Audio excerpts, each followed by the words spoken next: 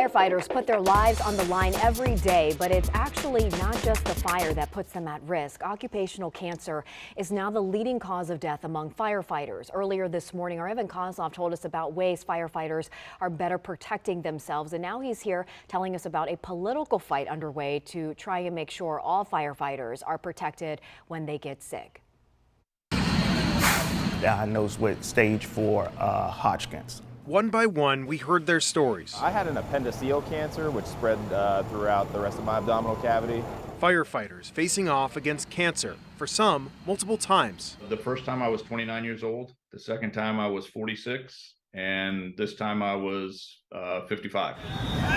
It's what firefighters face every time they suit up and head to a fire, because the smoke that fills a room could be full of carcinogens.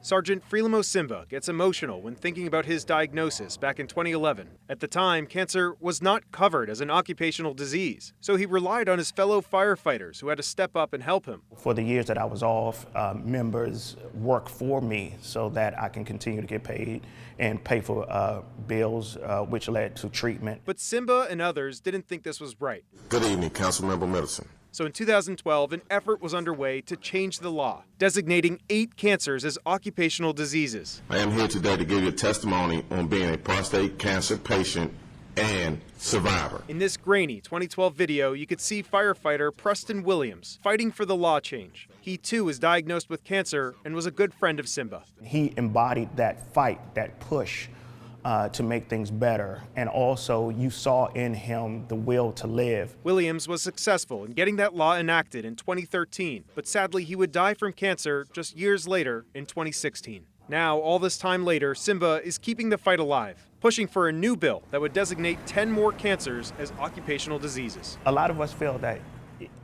it could have been done a long time ago, and that it should be done.